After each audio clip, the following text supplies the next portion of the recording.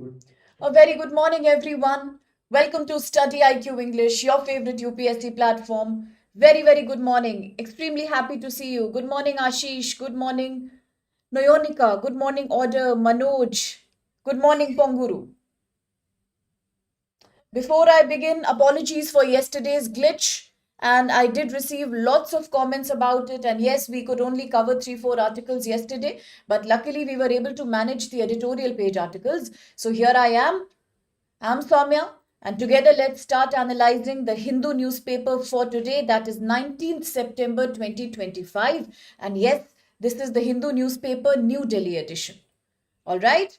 And now I also have been receiving a lot of queries about the PDF and the notes, but then I have assured everyone that from my end, I have shared all the PDFs, annotated PDFs.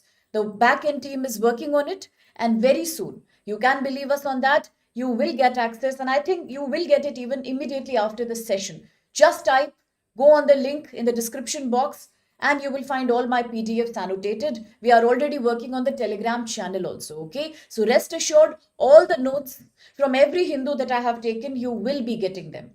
All right. Very good morning, Bulbul. Very good morning, Ramu. Okay, so great to see you all. Very good morning, Vedant. Good morning, Ashish. Okay, so now let's start with today's important articles. Today I have taken around 7 articles because these are UPSC relevant articles. Then there was one article yesterday about Waqf board, and there was another article yesterday about how our Prime Minister Shri Modi has been once again reminding people in India that the world is in a very bad situation right now. The geopolitical realities of the world are changing a lot. It is high time India completely starts believing in Atmanirbhar and India completely becomes self-sufficient. So that was one thing I wanted to talk about yesterday, but no problem. We can pin them here. But then let's prioritize today's articles. Very good morning, Dhanu. Very good morning, Shalini. Welcome to the session, all of you. So now let's have a look at the list of articles to be covered. The first 3 articles are editorial page, and I think all my dear aspirants know that we always start with the editorial page articles. Why? One, they are lengthy and complicated.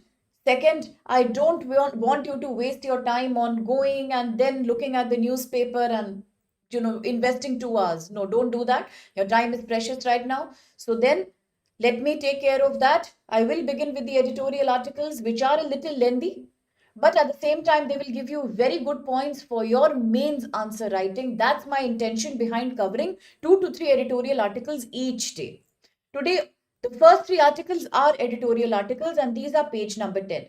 Ashish, as I said here, you can get all the PDFs annotated from the link in the description box. After the session is done, try to access that. From my side, everything has been sent. The backend team is now trying to compile it for you. You will get them for sure. No doubts. Okay, so first 3 articles, page 10, editorial articles. Let's see what are these editorial articles. After we finish the editorials, we will go on to talk about brief news pieces, more for the prelims. For example, India has now become very strategically independent. Openly, India is criticizing Israel and US. Attack on Doha, that's Qatar. Then we will also talk about the Chabahar port, that is once again in news today. We will talk about how Saudi Arabia and Pakistan, this is a front page news by the way, both the countries have decided to become very strong partners with each other. They will be so close now that attack on one means the attack on another. And then let's also talk about the International Criminal Court. A lot of aspirants sometimes have a confusion between ICC and ICJ. But ICC, International Criminal Court, is different from International Court of Justice. Let me also clarify that. Okay? So now, my dear, are we ready? Can I start with the first article for the day? That's the editorial page. Some of my dear students are missing from the panel, but I think they shall be joining. Yes, Vedant, I'm extremely sorry, Bacha. Yesterday there was a lagging. There was a major glitch. I don't know, because of heavy rainfall. I'm operating from Bangalore right now. So I don't know what exactly happened. My connection was absolutely destroyed. And then, yes, we did try to fix it. Very good morning. Survi, very good morning. Okay, so let other students keep joining in. But now we will start. Okay. So let's look at the first article. First article, my dear, is page number 10. You will get it. You will get it. Vedanka, Arjun. Arjun, you will get it, my dear. We are working on it. The backend team is working on it. As I have promised you on this platform, every Hindu that I have done with you, you will get an annotated PDF of that. There is nothing denying that. Okay? Just bear a little bit more for us, and they are working on it. Very good morning, Harini. Very good morning. Okay, let's start now. The first page article, yes, this is the editorial article, page number 10, main article. Equalizing primary food consumption in India. So we are talking about food security. Naturally, this is GS paper 2, vulnerable segments of society, poverty, hunger.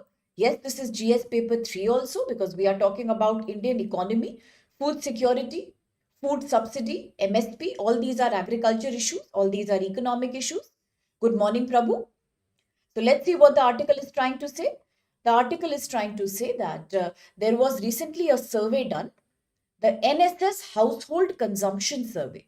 Okay, what is the survey's name? NSS Household Consumption Survey. What did the survey tell you? The survey was done and survey collected a data from 2024.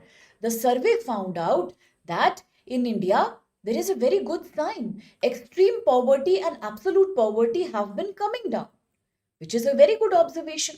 So according to World Bank estimate, which the survey has highlighted, in India, the total number of people who were living under extreme poverty, below poverty line, they have been reducing now. They have been coming down. That's a very good thing. If you remember, even the same thing was said by Multi-Dimensional Poverty Index, MDPI, created by Niti Aayog in India back in 2023. That also said the same thing, that yes, the number of multi-dimensional poor people in India has now reduced by 13%. That's a good sign. But the survey done by NSS Household Consumption is saying that after 10 years, we are being so happy that the number of people living below poverty line is reducing. We are so happy that according to multi-dimensional poverty index, few people in India are now absolute poor. But is that something really to be happy about? Because how do you even define what is the concept of poverty? See, ever since the world has been introduced to the concept of multi-dimensional poverty in 2021, introduced by UNDP and Oxford University. Everybody agrees that poverty is not only about lack of income. You can't say that an individual who doesn't have a basic salary or who doesn't have a job is poor. Somebody who has a job and a salary is not poor. That is overgeneralization. We cannot say that. There are many people who come from lower income and middle income households who even today cannot buy quality food, quality education. They live in houses that are temporary shelters that do not provide 24 hours safe drinking water access. And then how can we say that only those with no income are poor? So poverty is not poverty anymore based on income. Poverty is now deprivation. That's the concept of multidimensional poverty when it was introduced at the global level in 21.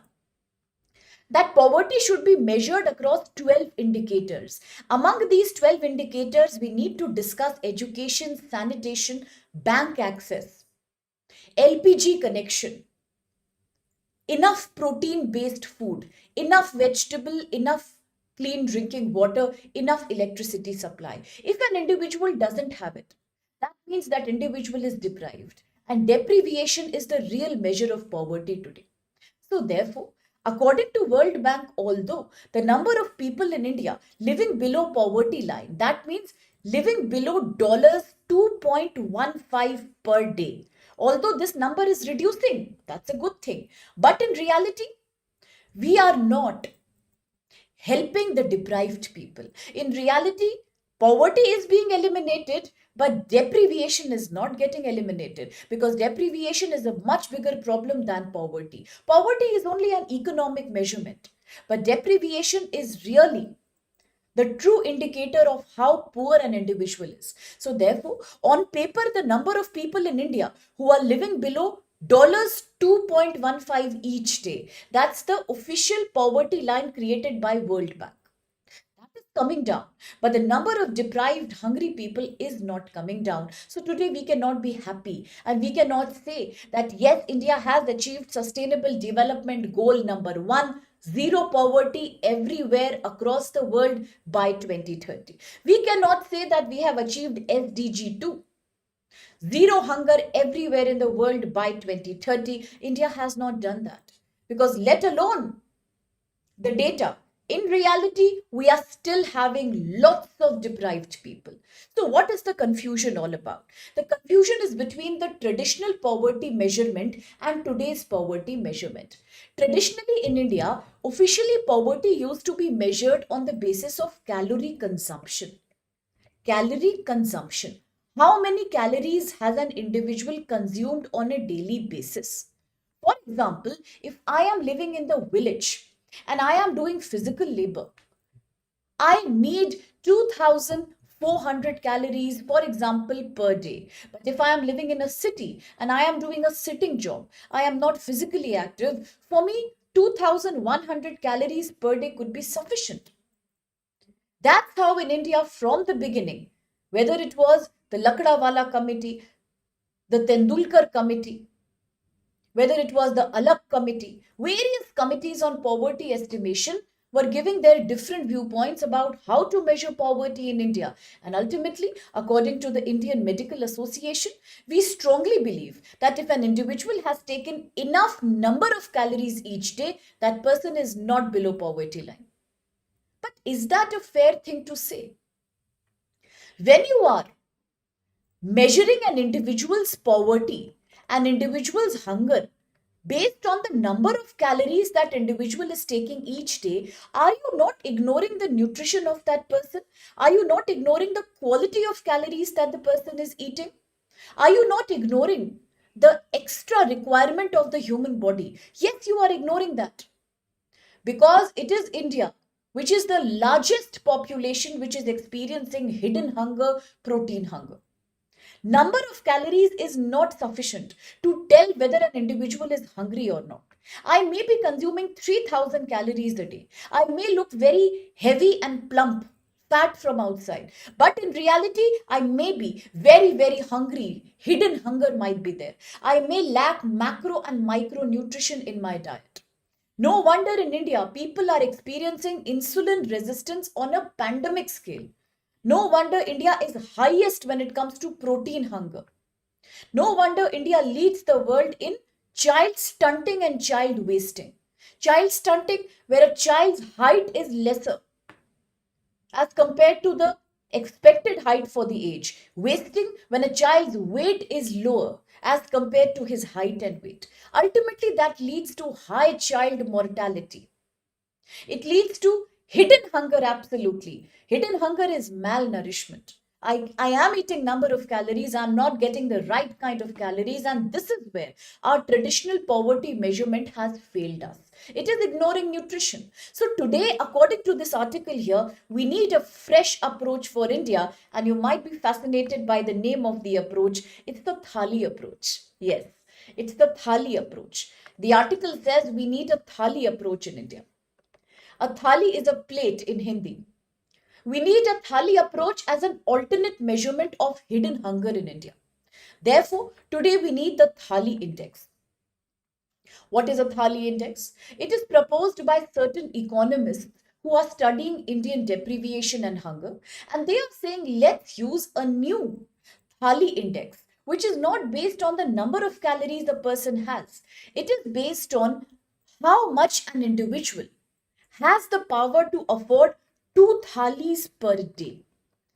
Every household, every individual should be able to have two thalis per day, and this thali should include one pulse dal, some chapati, some rice, some vegetable, and some component of curd. That's the traditional notion of India's balanced diet. That's what is the need of the hour, which means every individual in India should be able to purchase rupees 30 thali. Rupees 30 per thali home cooked balanced meal is the need of the hour if we want to enrich our demographic dividend, our young population. So this Thali index will now take care of the fact that per day one individual is having two balanced meals every day, and that should be the acceptable standard in a country like India, which has a disproportionately high young population. We all know, you know and I know, that average age of an Indian is 27 years. That means less than 20% of our population is above 65 right now. And we only have this opportunity till 2045 as per United Nations. We cannot lose that. So a Thali approach will ensure that every individual, especially the young growing bodies, teenagers, will receive a balanced Indian meal twice a day. If an individual cannot afford this, that individual should be bracketed as hungry. And that individual is the true beneficiary, true victim of hunger. So they should be targeted in the public distribution system, the PDS ration, as you are saying, order. Looking at the data and the reality of Indian society right now, unfortunately, only 50% of our rural population, 50% of India's village population has an access to two thalis per day, per individual. Similarly, talking about urban society, 20% people in cities, 20% of the urban population is able to afford two thalis per day. That is the data of 2023 and 2024. And this is a heartbreaking data because in India, usually urban poverty is always ignored. People usually say poverty is more in rural areas. We do not see the slum dwelling population, the informal sector population, the homeless population in Indian cities, tier 1, tier 2 cities. And these are the real hungry people because they don't have an access to two thalis per day. So therefore, today as the Indian government is giving ration card benefits including free ration, free rice, free wheat, free oil to the people below and above poverty line based on their code of ration card, yellow, pink, whatever. The government is failing to understand two main things here. What are these two main things that the government is failing to understand? These two things that the government is not understanding. Point number one. In India, after the Green Revolution of 1960s, we have given too much minimum support price to the farmers only across cereal crops like wheat and rice. That's a faulty strategy. Back in the 1960s, it was our need because India was experiencing food shortage. But today, we do not have food shortage. In fact, India is a leading exporter of wheat. So we do not need to give maximum minimum support price to farmers for wheat and rice. We need to diversify the minimum support price on cultivation of pulses because pulses is the protein for the poor man in India. Pulses like dal. For example, India is the leading producer of tur dal. But unfortunately, it is expensive to afford by the majority of low income people. Hence, majorly they depend on wheat and rice consumption. Hence, we really need to diversify minimum support price so that farmers are encouraged. And they start getting subsidies on cultivation of various kind of pulses and millets in India. That's very important. Second important thing is to understand that who is the real recipient of the public distribution system. India today has the largest public distribution system in the world. Indian government is one unique government that provides majority of population, 50% population is getting the benefit of free ration under public distribution through fair price shops. If they have a ration card, they will go to these shops and then they can buy free ration up to certain kgs per month per household.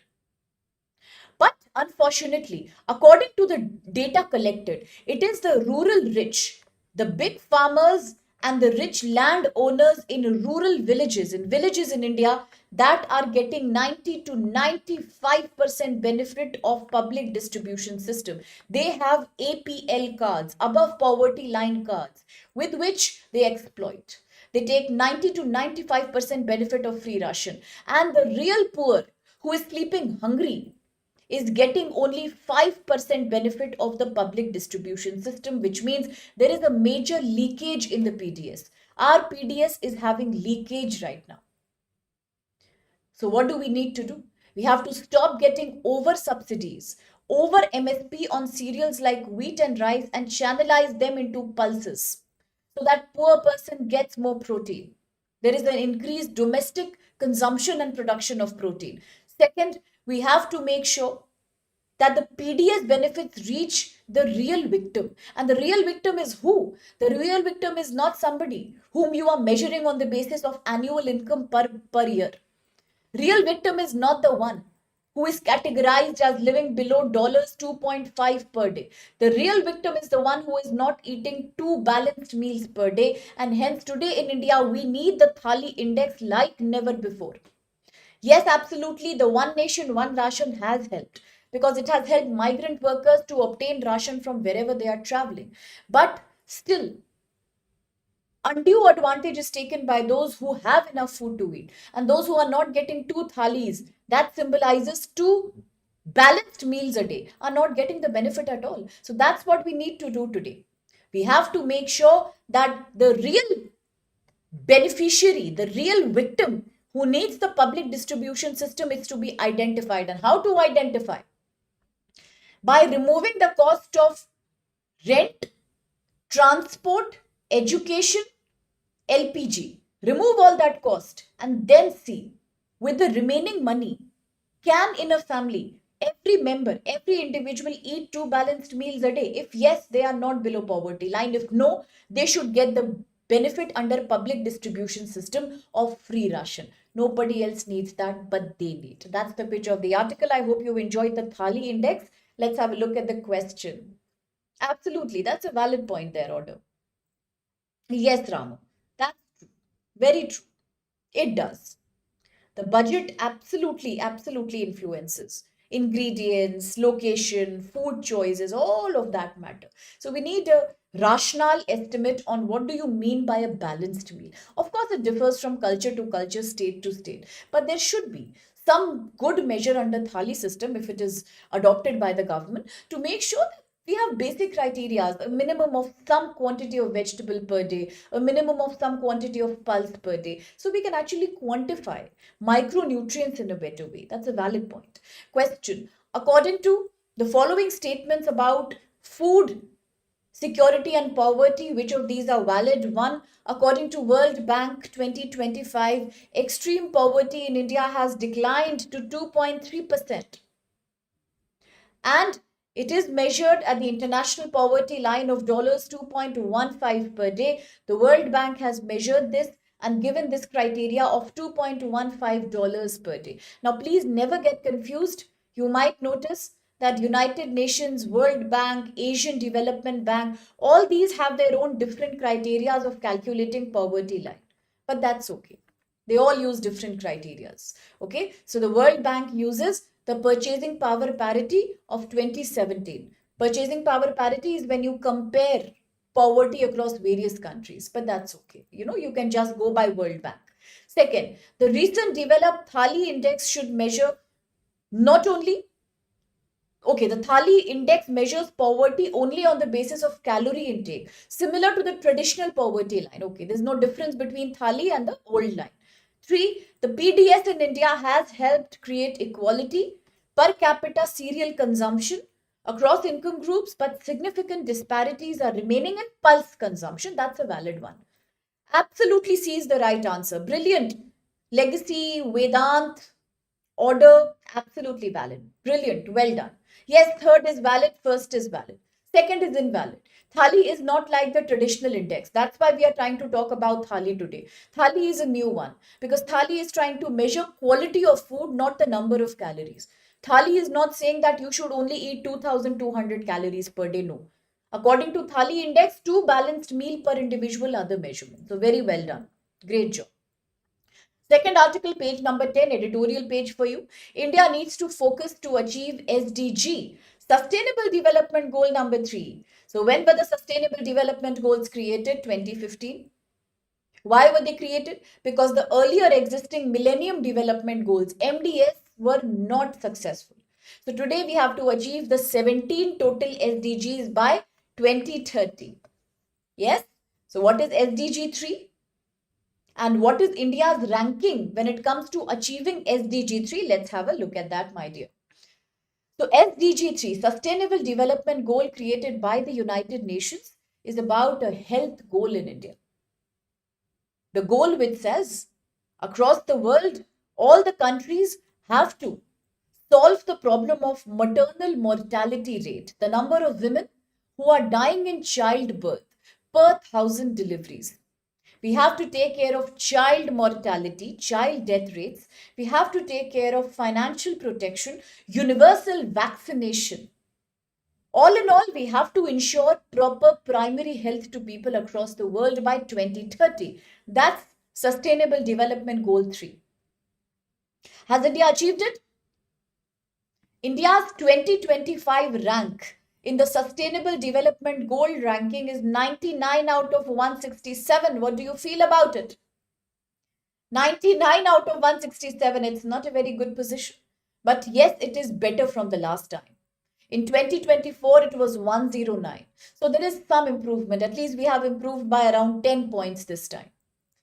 Why have we improved? Yes, because we have introduced missions like Mission Indradhanush, Mission Indradhanush, Janani Suraksha Yojana, Matritva Vandana Yojana. All these important GS paper too. You might be wondering how many yojanas should I remember? So my dear, across various issues, just remember 3 schemes. 3 yojanas per topic is more than enough. Talking about maternal mortality and child health, yes, we have Mission Indradhanush that aims to provide 100% vaccination in India. We have Matritva Vandana Yojana, where for the newborn child, we have the government is now ready to give money to a woman for delivery and post delivery expenditure. Of course, we are talking about so many other schemes like Beti Bachao, Beti Padhao, wherein we are trying to fight the problem of early marriage among girls. So all these have given us some benefit. Yes, 10 points have improved. There is an improvement, absolutely Vedant, absolutely Ashish. Some improvement is there. So now, because of all these improvements, girls are having better access to education, child marriage has improved. Yes. India's fertility rate has also come down, by the way.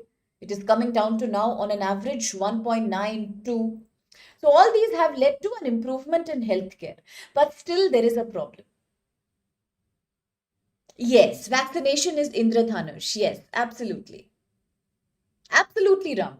These are some disparities that we have to talk about across different states and individuals, and they are very variable. That's true. It's very difficult to measure them, Ramu, as you're saying. Such a beautiful point you've made there. Absolutely. I agree, my dear. So, now talking about has India made a progress? Yes, 10 points. Why? I just told you. Now, progress is there, but there are still problems, right? Because our position is still 99 out of 167 in the SDG, Sustainable Development Goal ranking. Why is the problem? Still, there are gaps when it comes to health and nutrition. In the last article you just saw, India is the highest country with protein and hidden hunger. There is malnourishment everywhere. Multiple times I keep giving you the data. Why do I repeat the data so much? You might think ma'am is obsessed with the data. Not really. The point is that I want you to remember it always till the last day of your exam. You can guess, code this data for your own better marks in the GS paper 1 and 2. See, again and again I'm telling, and once again I'm saying, according to the National Family Health Survey, in India, 57.5% of young women from the age of 15 to 49, the reproductive age group, are experiencing anemia.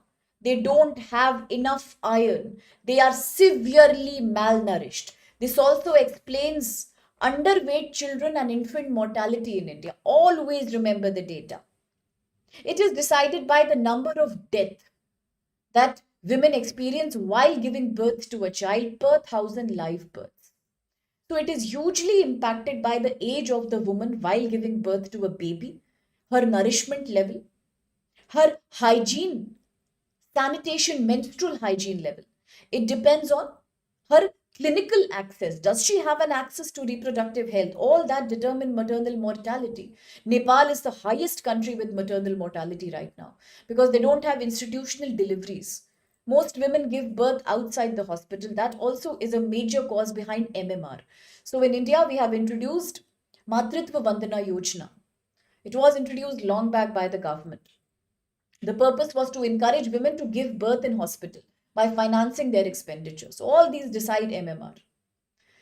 So what is the problem in India with this high level of malnourishment in rural and tribal areas, especially among women? Obviously, our position will be low. It will be 99. How can it become better suddenly? So India has a big challenge in achieving its Sustainable Development Goal 3 performance. Why? In India, we still have 97 deaths. I'm extremely sorry. In India, we have 97 deaths per 1 lakh live births. That's very high as per the global average. Very high. Almost 100 women are dying while childbirth out of 1 lakh women. That's very high. And our target was 70 by 2030. We are very far away. Child mortality, the number of children under 5 who are dying. We have 32 per 1,000 children who die before they turn 5. Reason? Malnourishment. Reason? Lack of proper sanitation, repeated diarrhea. Lack of vaccination. Target was 25, ours is 32. Similarly, it's much higher than developed countries like America, Japan, South Korea, EU, Australia. There 2 to 6 deaths happen per 1,000, but we have very high. In India, the life expectancy, the longevity of people, how long do people live? It's about 70 years. The target was to achieve 73.63 by 2030. Not done. Out of pocket expenditure. Every day it's coming in the news. You might get a question next year, GS paper 2. Do remember my words here, my bacha. Remember the words. Next year, GS paper 2, you might get a question on out of pocket expenditure. Indians are spending their fluid money, liquidity, cash. They're paying through cards, they're paying through pockets. That's out of pocket expenditure. Why does it happen? It happens because India has very poor insurance cover. Today, the government has taken a revolutionary reform by announcing GST free insurance cover. Life insurance, term policy, everything. But still, in India, less than 35% people have insurance and therefore they have to spend from their pockets. 13% of total consumption goes into medical expenses. Target was only 7.83 to bring it down, but it didn't happen. Therefore, people are trapped in medical poverty. Please remember this word. Please remember this word. GS paper 1, GS paper 2. The reason behind poverty in India. Medical poverty trap. People fall sick. There is no insurance. They keep on paying from the pockets. It's very expensive to access private healthcare. Today, the GST has given an exemption to secondary healthcare, hospitalization up to rupees 5,000 per day. But if you check the prices of private hospitals, it's increasing 50,000 per day. It's nowhere near the reality. Let's talk about vaccine. 93% coverage has happened. 100% was the target. Complete target by 2030 cannot be achieved. What do we need to do? One good solution can be, please strengthen India's primary healthcare sector. Now, as I have always repeated, primary, secondary, and tertiary health are 3 different things. Primary health is about consultation with a doctor. That should be provided free of cost by the government under India's health policy, under India's National Population Policy 1976. That in every village, every district, we should have a primary health care center with some doctors and nurses to take care of reproductive health, vaccination, and basic consultation. But we lag that. We do not have enough primary health care centers. If we have them, they don't have enough equipment and the doctors are not available. Secondary health refers to hospitalization and tertiary health secondary health is about specialist consultation and hospitalization. Tertiary health is about surgery or inpatient care. In India, primary is very poor, let alone secondary and tertiary. While Ayushman Bharat, PM Jan Arogya Yojana is providing free insurance cards to people below poverty line, but still the adoption is very, very poor. Majority of private hospitals do not encourage patients with free government insurance, and that's why they still have to keep going to government hospitals. Absolutely. That was January 17. Very good. Very good, Vedant.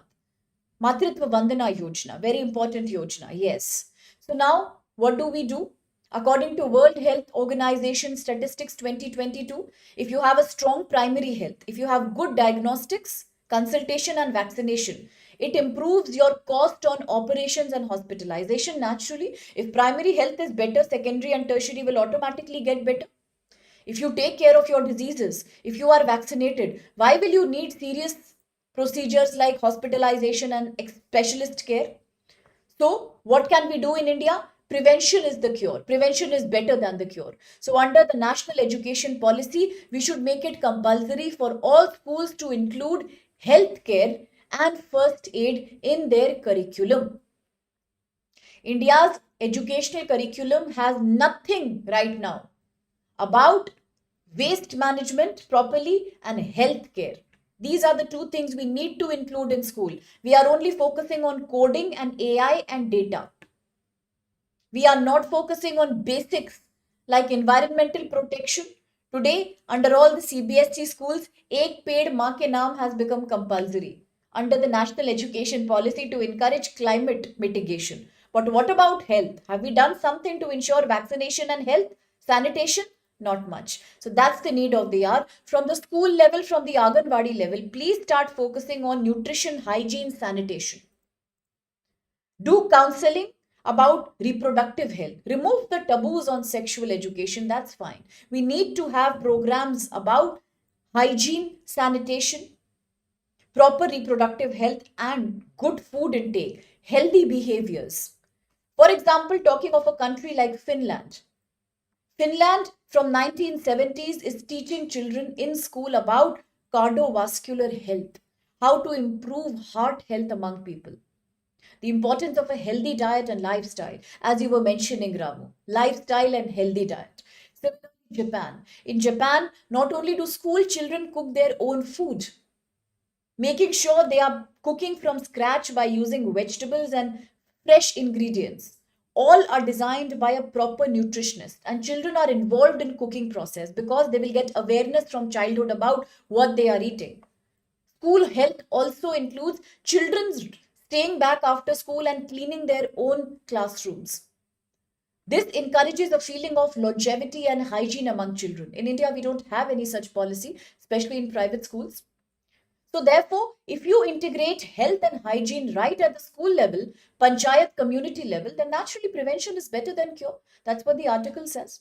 Now, the question, consider the following statements about India's performance in the Sustainable Development Goal 3. That's about health and well being.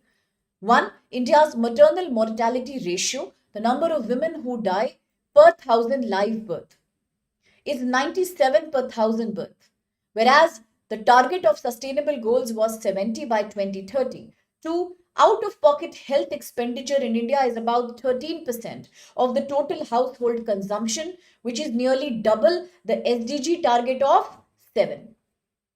Three, India has achieved universal vaccination coverage with about 100% children completely vaccinated. Quite an easy question, I think. Let's see how many of you want to answer this. Yes, healthcare curriculum, child marriage. Absolutely, Ashish. I so agree. Absolutely. True, that's true. Now, certainly for some people, salaries are going up. India has showed that in the formal sector economy, people are still getting good salaries, and the GDP growth also hasn't been really impacted by the whatever the volatility is going on. But see, at the same time, the problem is that private hospitals, the word private itself means about profit. So private hospitals will never really prioritize people who come from government insurance plans. So we need a separate approach altogether. Like in some countries, it is mandatory that private doctors should do a compulsory few days a week service in government hospitals. They just increase the number of government hospitals. For that matter, for young students who are still studying medical, rather than getting internship in private hospitals, they can get the same in government hospitals. See, if there is creativity and innovation, a lot of solutions can be done. The only problem is that many times these arguments get lost in political controversies, and that's really what hurts our society. Okay, so that's a very good point. And now, yes, for the question, absolutely A is the valid answer. First two statements are correct. Third statement is wrong. In India, we have only achieved about 93% vaccination, so third is invalid here. Great job done there, Order, Ramu, Vedant, and absolutely Parashuram. I'm so glad that you answered. Now, the next article, also page number 10. Absolutely, Ashish. That's correct. Absolutely correct. Page number 10, editorial page. Holistic approach. So, yesterday, when my connection got snapped and I had to end the session before completing my articles, I really felt bad because I missed out on this one article. So, today we have it again. That's good. This article is about Supreme Court yesterday had told the central government that why can't we prosecute the farmers who are still continuing to burn the stubble, agriculture stubble, agriculture residue. Those who are burning the residue, that causes a very high grade of particulate matter pollution in areas of NCR, National Capital Region, Delhi, Haryana, all those places. So why can't we prosecute and punish these farmers? Farmers from Delhi, Haryana, Uttar Pradesh, they need to be prosecuted because it is due to their stubble burning behavior that from October, November to December, after the southwest monsoon recedes, these areas, including Haryana, Punjab, Uttar Pradesh, NCR, experience a very toxic level of air pollution. The number of lung infections are also increasing. At the same time, air quality index is devastated. So can't we punish these farmers? So central government said punishing is not a valid thing to do. While it is wrong to burn stubble, definitely it is increasing the particulate matter pollution. It is increasing the total carbon footprint. It is bad for the health and environment. Yes, every year flights are getting cancelled, infrastructure is collapsing. From October to January, NCR is paralyzed because of poor air quality, but still we cannot punish them because these are our farmers and majority of them are poor farmers. They are not burning stubble because they want to burn stubble out of some need of some satisfaction or some cultural reason. They are burning the stubble because they are poor. They are burning the stubble because they lack access to mechanized harvesters and mechanized stubble disposers. They are doing it because they don't have enough time. They have to fluctuate between Kharif season, Rabi season, Zaid season. They are constantly running about harvesting and sowing the next cycle of seeds.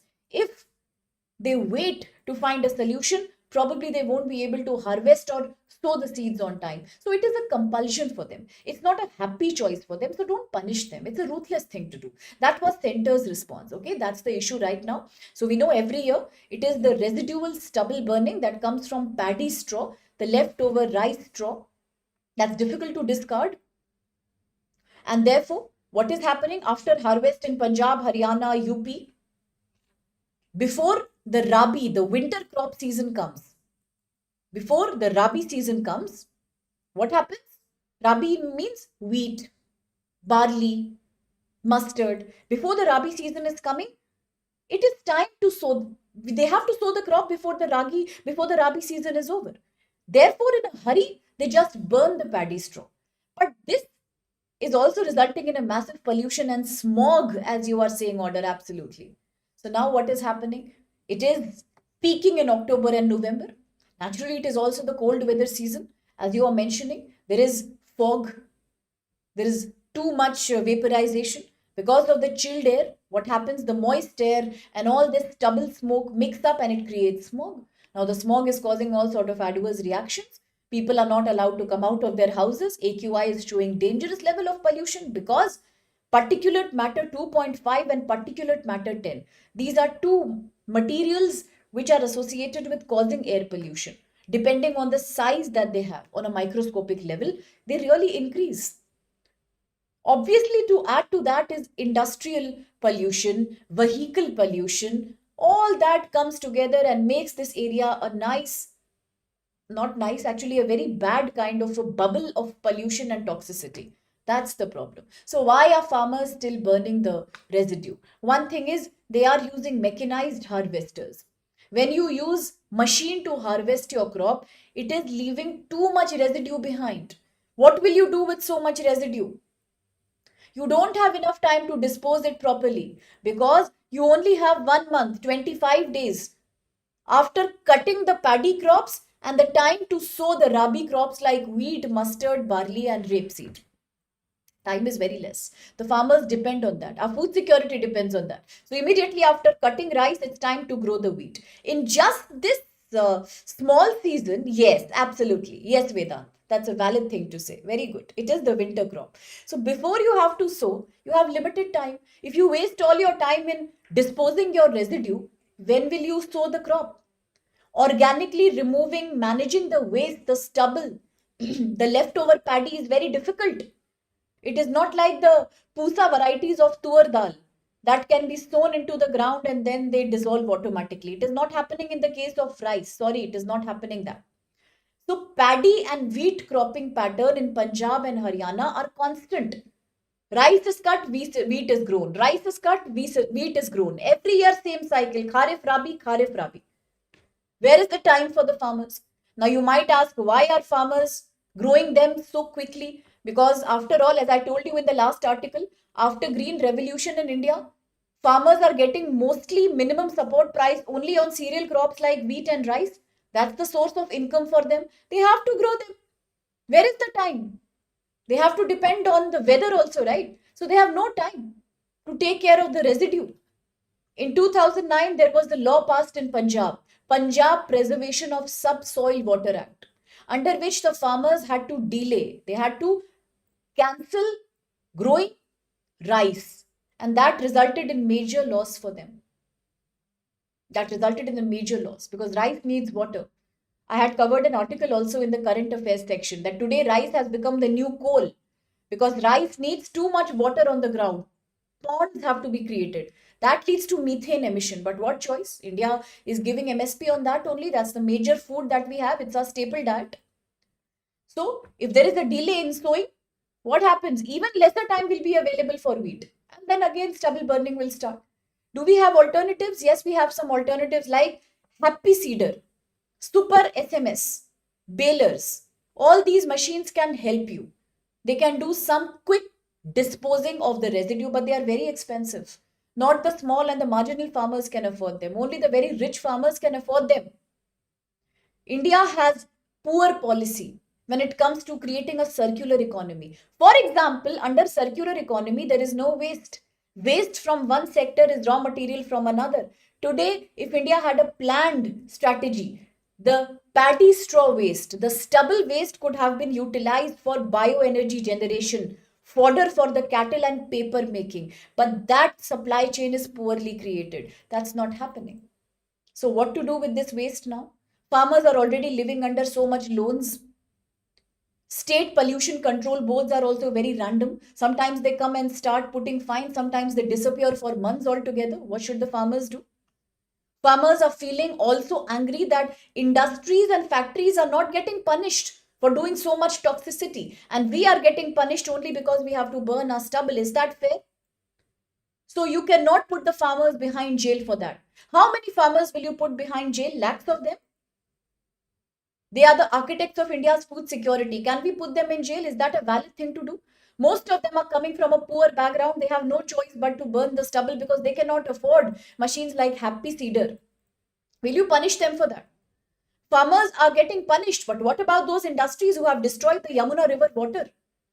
What about those pharmaceutical industries in places like Haridwar and Rishikesh in Uttarakhand who have done a massive loss to the water bodies and to the canals and other ponds of the state by constantly disposing their chemicals and all their wastage into them? Why don't you punish them equally? Why don't you punish those vehicle owners who are having multiple vehicles and still they fail to obtain carbon emission testing on time? Why farmers? That's the question. Is there a solution? Yes, we need to promote minimum support price not only on wheat and rice, something same like we spoke in the last article about nutrition. If you want a healthy India, encourage people to eat less carbohydrates, less wheat, less rice, less sugar. What should they eat? More millets, more vegetables. Kerala had done a revolution in 2021 by giving minimum support price to farmers on cultivating vegetable. We need to do that for other states. We need to do that for millets, maize, pulses. That will take care of protein consumption. That will also make sure that farmers are growing pulses and maize and millets, not only wheat and rice. If you only give MSP on that, they will have to grow that, right? What choice do farmers have? Then also create a circular economy where nothing gets wasted, a closed loop economy. If there is a rice stubble wastage, use it as fodder for the cattle in cattle feeding industry, animal husbandry. Use it to create bioenergy plants. Already India is talking about ethanol blending with petrol, 25% by 2025. We are also creating isobutanol to be mixed with diesel. We want to cut our carbon footprint by 2047, Viksit Bharat. It's a good way of achieving that. We can use all this agriculture waste to create ethanol, compressed biogas. We can use it to make paper, textile. Yes, it's going to help us in a big way. We need to give subsidies even on buying machines like Happy Seeder. And we have to strengthen the role of enforcement bodies like Commission on Air Quality Management. Today, it is too controlled by bureaucracy. It's too much caught up in political controversies, but it has to do its work independently by collecting the right data and sharing it with the central and the state pollution control boards. Then, why to punish the farmers? Give them incentives, incentivize them.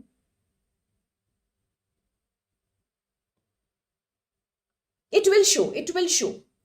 Okay? As I promised you, it will show, my dear. We are working on it actively, not just working actively. Every PPT of mine, every PDF you will get. We are working on it. We are still doing it. I have posted everything from my side. Don't worry.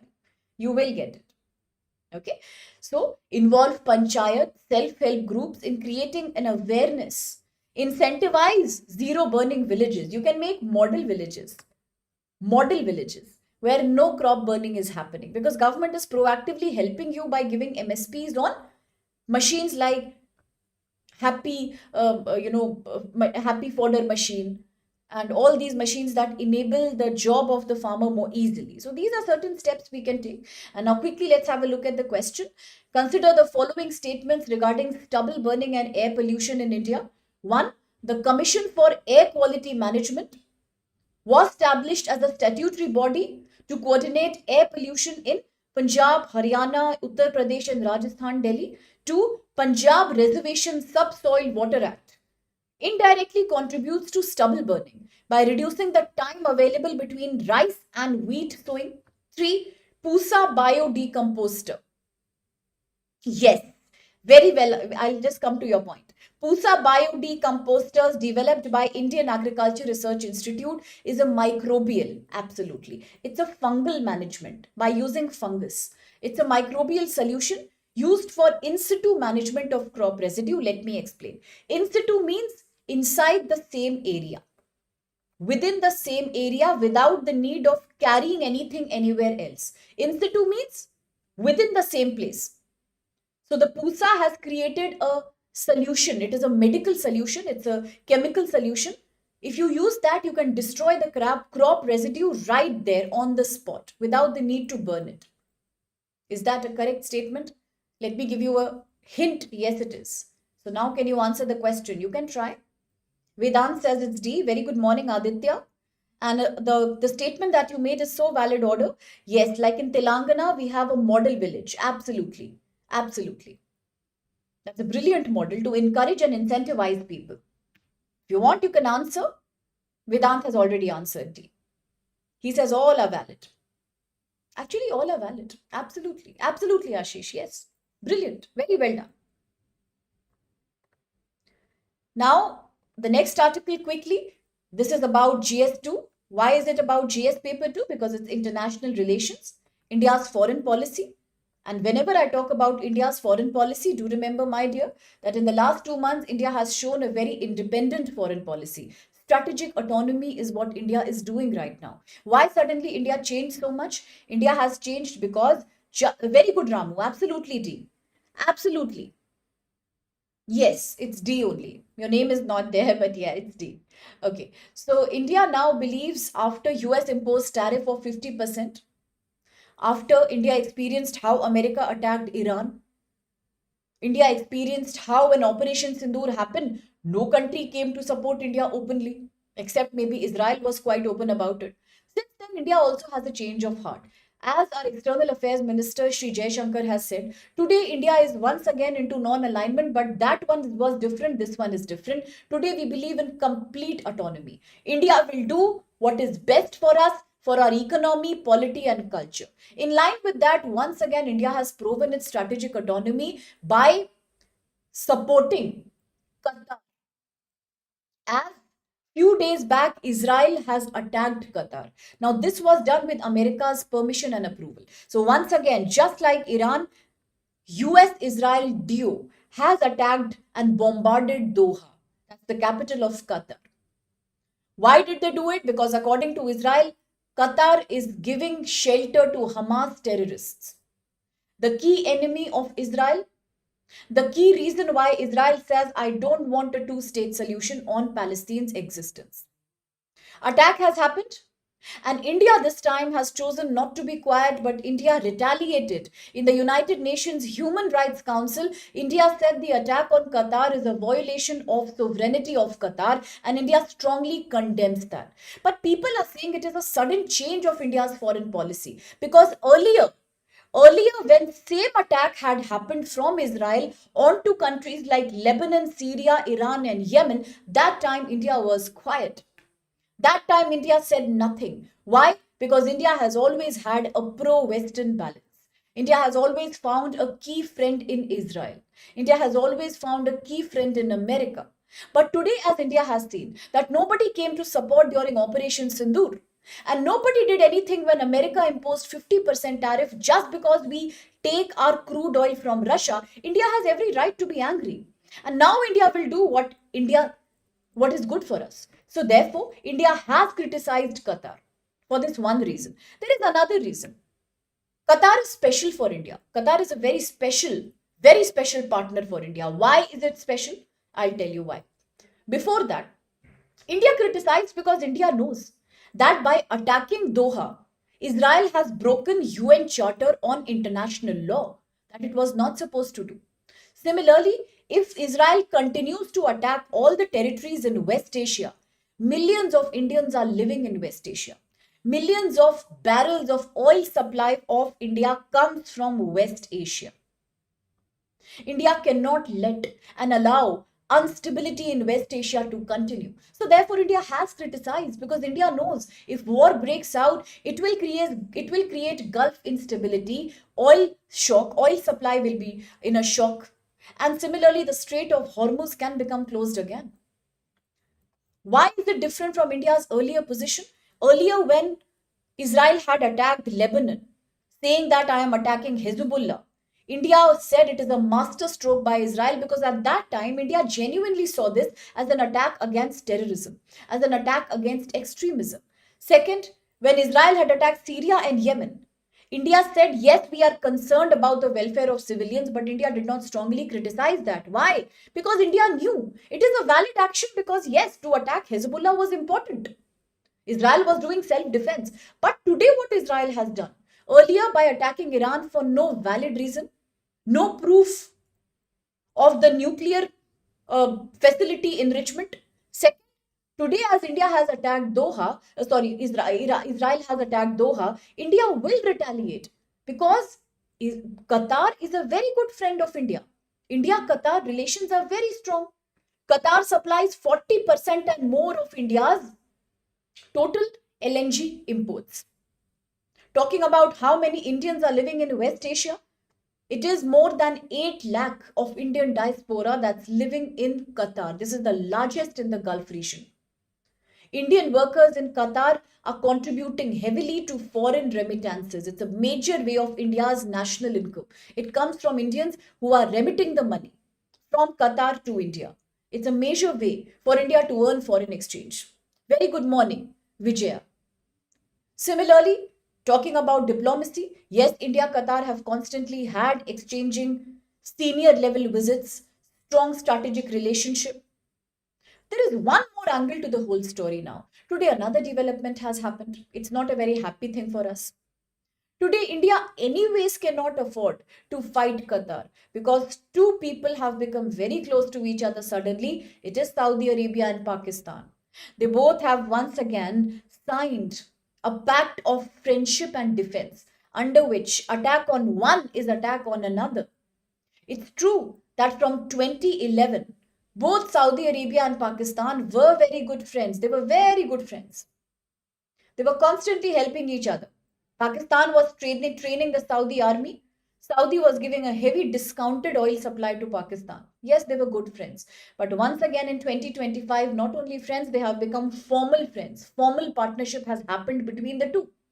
Is that not dangerous for India? It is. Will it not impact India Saudi relationship? It will. It's a complicated geopolitics, absolutely. So India cannot afford to have another enemy in the name of Qatar. India cannot. Let alone we have other relationships between Qatar and India about diaspora, about 40% energy supply, about foreign remittances. All that is there. But still India cannot fight and have another enemy when there are too many enemies already. As Saudi and Pakistan are growing close, India needs friends, not enemies. So, therefore, India has this time chosen to criticize the attack of Israel on Qatar, and India, yes, openly condemns that. India says it is a violation of UN Charter. Let's see the question. Which of the following statements about West Asia are valid? 1.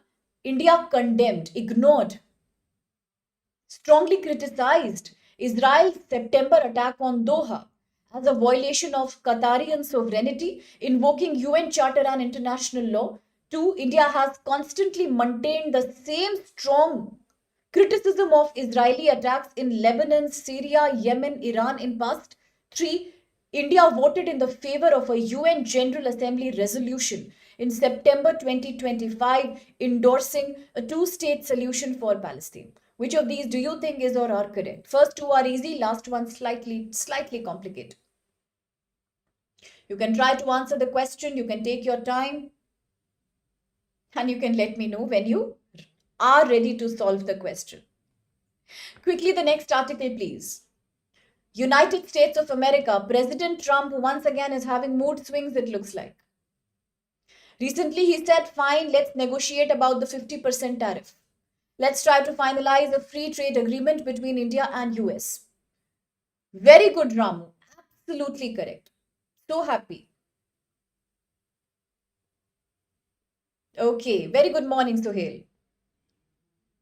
Let's see. Some confusion about the answer, we'll see. Let's keep it on.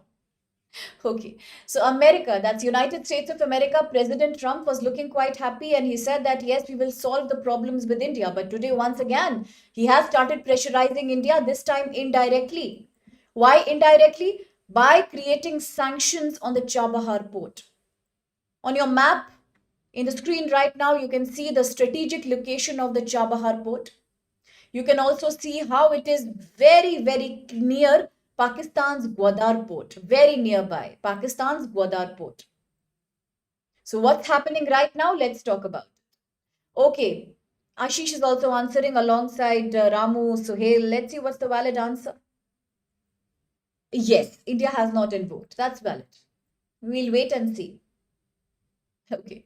What is the Chabahar port then all about? Very important, my dear. GS paper 2, current affairs of international importance.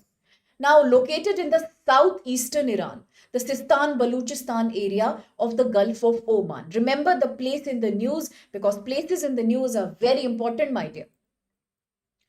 India has been developing the Shahid Basheshti terminal here as a part of Chabahar project, and India has been doing this in the last 9 years since 2016. Why is it important? It will give India direct access to Afghanistan and Central Asia by avoiding Pakistan.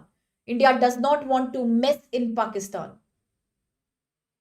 So India wants to bypass, ignore the territory of Pakistan and have a direct access to West Asia, Gulf of Oman region. That's why we are investing in the Chabahar.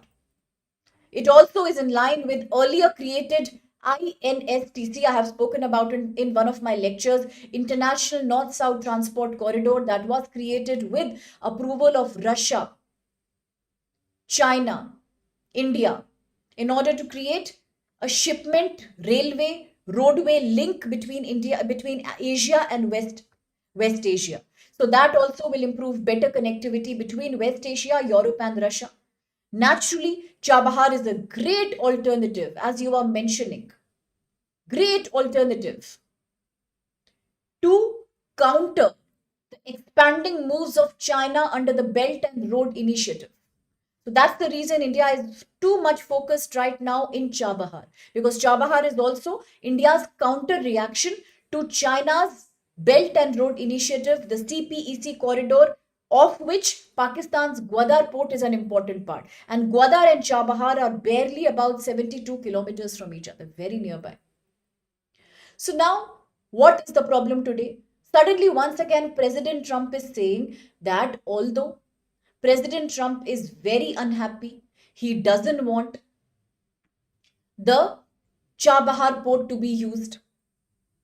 But at the same time, US in 2018 had given India a special permission. A waiver is a special permission, a special allowance. Okay, a waiver is a special allowance. So US had in 2018 given India a special waiver under an act called Iran Freedom and Counter Proliferation Act. Why is President Trump so angry about Chabahar? Because President Trump is against Iran and he continues to put sanctions on Iran. Once again, yesterday we had spoken about the JCPOA. All these forums are important because they will come in the exam. Under JCPOA, I told you, initially they were ready that if Iran allows International Atomic Energy Agency's investigation, sanctions will be removed. Iran did allow. But after that, what happened? Rather than removing the sanctions, US bombarded Iran, once again imposed the sanctions on Iran. So America is having a very bitter relationship with Iran. And that's why President Trump did not want India to use the Chabahar port or develop that. But still in 2018, under special allowance, US allowed India to develop the Chabahar port, which India is doing right now. Why? Because it also helps Afghanistan's infrastructural needs. But today, once again, suddenly, he is having a change of heart. President Trump is once again saying that no, I will not give any special permission, I will not give the waiver. And now it is saying India will not develop the Chabahar port. And if India continues to develop the Chabahar port, it means indirect sanctions for India. Something same which it had done in the case of tariff. That if you import oil from Russia, we will put 50% tariff. Today it is saying if you continue to operate and use the Chabahar, we will import indirect sanctions on you, because we will put sanctions on Iran. So indirectly we will put on you also. Once again, America's mood swings to put maximum pressure on Iran. And anybody who uses that will also face sanction, which means once again Indian companies are in a problem. Already in the past, because of America's pressure, India lost access to oil coming from Venezuela that was cheap. Already because of America's pressure, India could not import sufficient oil from Russia, the Ural oil, which is cheaper for India. In the past also, India has always suffered. India had to cancel its orders from Iran and Venezuela. And India had to purchase expensive oil coming from America. Plus, America is not ready to reduce our tariff also. So what is the benefit for India now? No benefit. India has already signed a 10-year leasing agreement in May 2024 to operate the terminal at Chabahar port, which it is creating. How today suddenly we can cancel that? Will it not create trade instability? It will completely spoil the momentum of our connectivity project. So that is the problem. But what to do? Once again, America is up to it. So that's the controversy going on right now. Let's see what comes out of it. Some statements are coming. Okay, Ramu, that's a wonderful method. Yes, absolutely. Absolutely. That's correct, Suhail. Yes, I was talking about the JCPOA, Ramu. That's also valid. Very well commented. Now, one of the last articles quickly.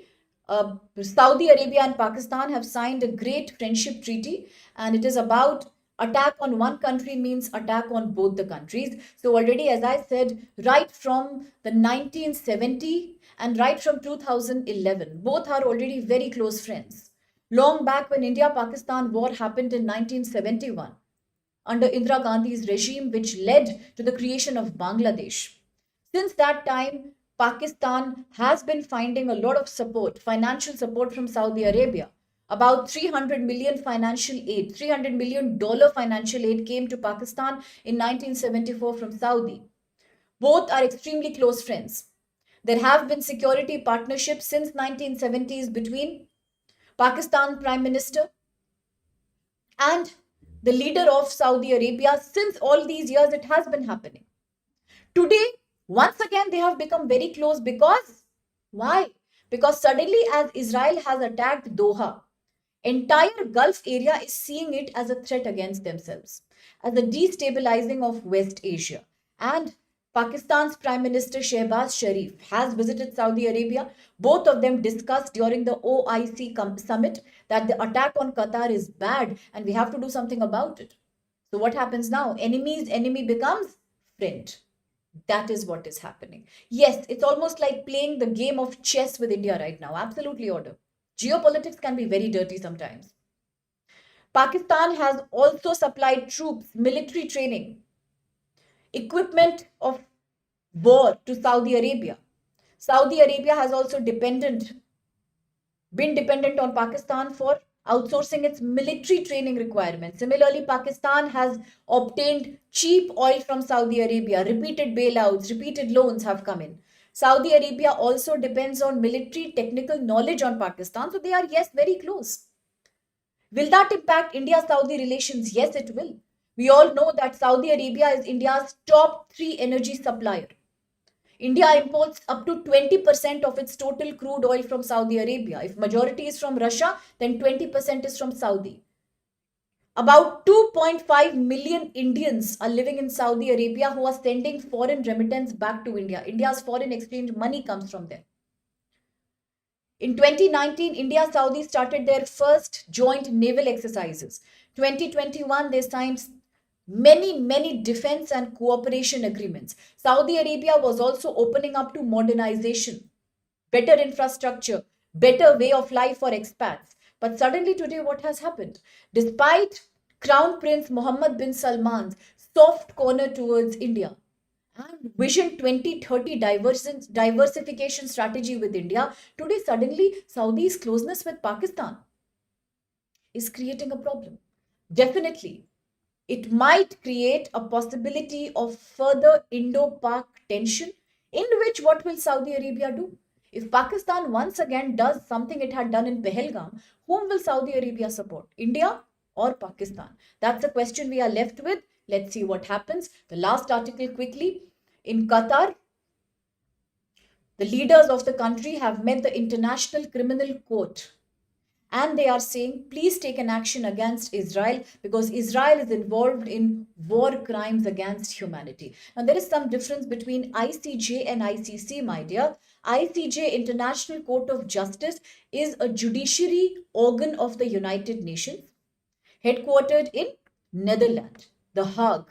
Interestingly, ICC is also headquartered in The Hague, but it is an independent wing. It is not a part of UN, and it stands for International Criminal Court. There is a big difference. While International Court of Justice can take an action, it can issue a notice to organizations and countries, member countries. It is ICC that can actually accuse and issue a notice to individual, not country or organization, but actually to individual. In past also multiple times it has issued notices to President Putin about ongoing war with Ukraine. It has done the same thing about Prime Minister Netanyahu, also from Israel. So that is different in its jurisdiction from ICJ. So now because Israel attacked Qatar for the first time in such a big way, the Hamas unit in Qatar. And Qatar sees it as a violation of sovereignty. So Qatar has requested ICC, International Criminal Court, to please hold Israel accountable. So although Qatar is not a member of, the Rome Statute, that is the founding treaty of the International Criminal Court, so Qatar directly cannot refer cases to ICC. But on behalf of Qatar, many other Gulf countries can do that. Many other Arab states can do that. They can refer. So that's what Qatar wants right now. Now, talking about United Nations Security Council, if any country raises a resolution against Israel at the UNSC, Maybe America, as a key ally of Israel, may use its veto power to get it nullified. So, therefore, the right forum, according to Qatar, is ICC, and that is what it is requesting, that please take an action. The Gulf countries are also confused. If the Gulf countries request and raise a notice to the International Criminal Court against Israel, will America become unhappy? Because after all, the Gulf countries are also heavily depending on American security. So will they offend America if they do that? Will US support them if they take any action against Israel? Similarly, talking about international law, yes, definitely Israeli action on Qatar has been a violation of United Nations Charter to a charter under Article 2, Subpart 4. Please remember the charter. United Nations Charter, Article 2, Part 4, talks about international global sovereignty. Israel has broken that by attacking Doha. What should India do? India is confused. India's relation is close with Israel. India has defense technology relations with Israel. They are quite strong partners. Israel is our supporter. But at the same time, for Qatar, you just saw how many imports are coming from Qatar, how many Indians are living in Qatar. So, what should we do? Whom should we favor? Qatar is India's largest natural gas supplier. Any instability in Gulf could mean a danger to the life of 7,50,000 Indians living in Qatar.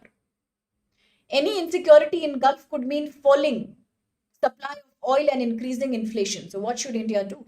That's a major question we are left with today. And that's it for today's session. I do hope you enjoyed today's session thoroughly. And for all my dear aspirants, you will get every single annotated PDF. That's a promise I am making. And we are working on it in real time, quickly, absolutely immediately. Okay? Okay, I will reach out to you regarding this tomorrow as well. Here are the answers. And before I take your leave, if you enjoy these videos and if you are already preparing for UPSC 2025, then give your preparation a real boost by using this code SPLIVE on your screen. You can enroll for a GS Foundation batch. And even if you are preparing for 27-28, here's a good chance of enrolling into the English, Hindi or bilingual courses at StudyIQ, because this is our mission success sale. So you are getting a huge discount with prices as reasonable as 28,999 only. You can fill up the form that's available in the description box and you can reach out to us. Thank you so much for your